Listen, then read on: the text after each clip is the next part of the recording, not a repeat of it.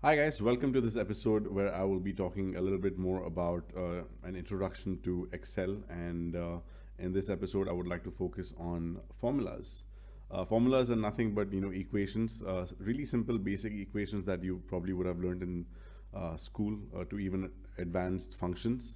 But maybe I would just want to stick to the basic stuff for this episode.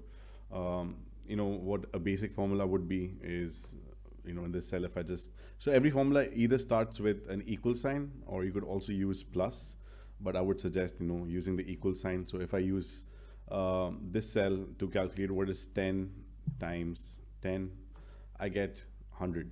Yeah, basically pretty simple. But what you see here in these cells, right, these are just values that I've entered, so there's no sort of formula inside. um, if I want to change maybe the formula, I could maybe either double click this and I could change this to 100, for example, or I could go to this whole formula tab that I have, which has a more extended view, and I could change the formula here itself. So to something like this. What you would have noticed basically, the total that we have is nothing but this cell multiplied by this cell. So instead of having values, I would ideally choose maybe 2 multiplied by 125, and I get the same result. But what this does is it eliminates the chances of you messing up your data. If you have formulas in, you have zero risk of having something wrong in cells like this.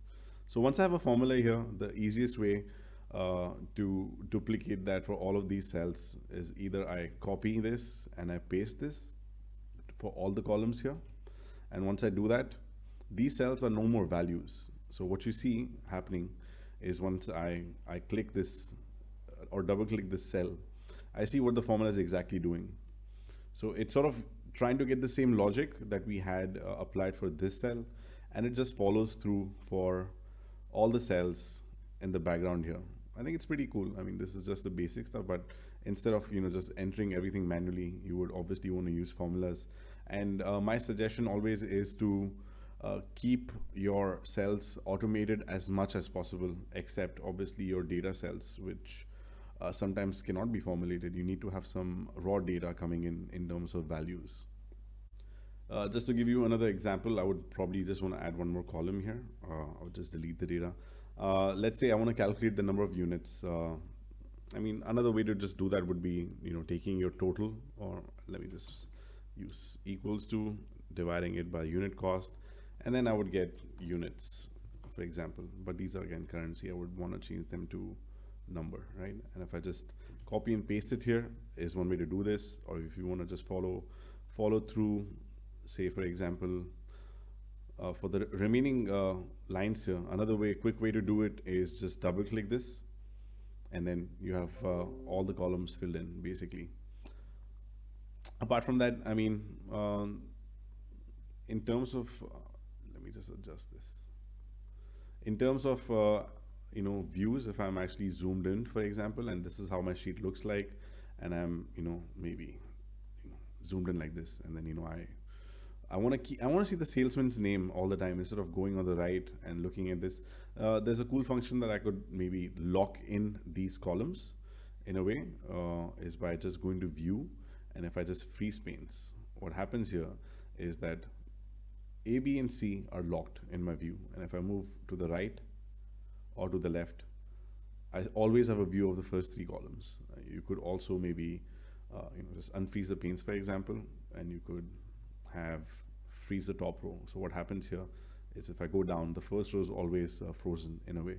It really helps when you are trying to go through sheets with a lot of data and you don't want to do a lot of back and forth. This is something pretty useful, I would say. Apart from that, a few functions or formulas which are used on a day-to-day basis are something like the sum. Say for example, if I wanted to total up all of these together, uh, if I'm talking about formulas, that's a different story. But if you see, this automatically gives you the sum of all the cells you've selected. It also gives you the average. But if I would want to calculate the sum of all of these cells together, I mean, if I had to take the long cut, right? So it would be either this plus this plus this plus this plus this plus this, and I would waste so much time doing, adding up each cell, and there's also a chance of me making mistakes. But Excel allows you to do a couple of things to make it easy. I mean, one of the things you could do is just go to your home tab and select auto sum. So it gives you a selection, and you can always change your selection if you would like to, and change the range.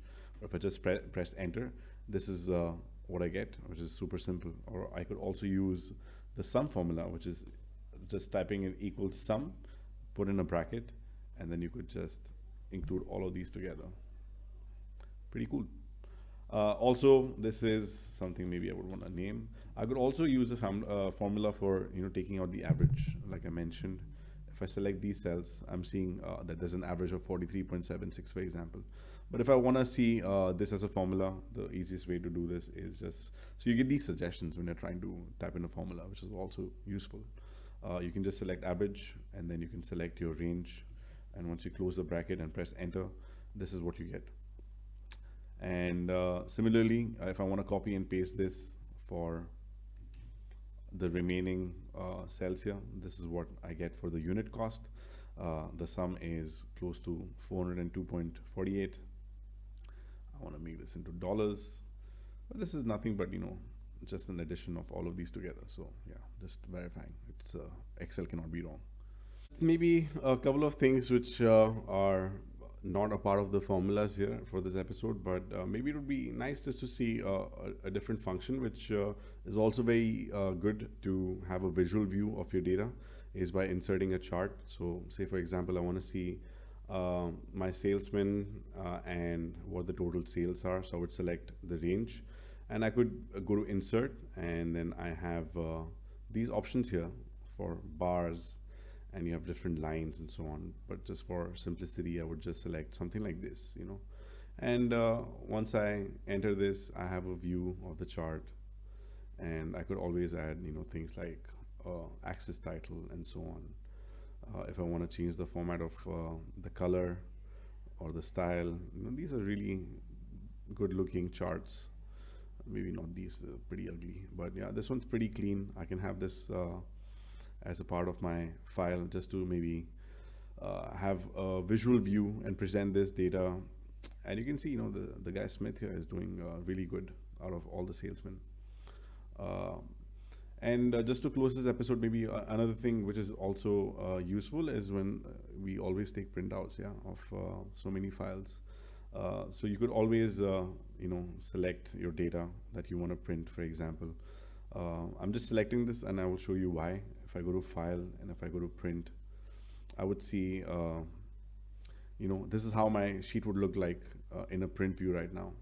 Because you see these lines here, these really thin lines which have dotted lines in the columns. If I can zoom in, you would see this is basically page 1. This is basically page 2 until from column H to column P. So I don't want to have all of these in different pages. I want to have a view of all of this in one page. And that's also possible to do if you just go to File, Print, and if you just select Print Selection. What I like to do is I choose Scaling, and I choose Fit Sheet in one page, and this is how it looks like. I could also move it to a landscape mode, and this is how my printout would come.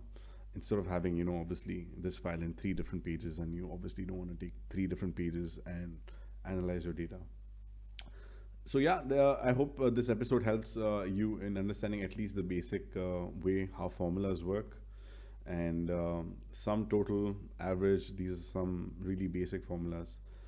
And we probably have a few more episodes down the line talking about more complex formulas and charts. So I hope until then you enjoy the content I'm providing, and if you have any comments, feel free to drop them in the comment section, and I will catch you in the next episode.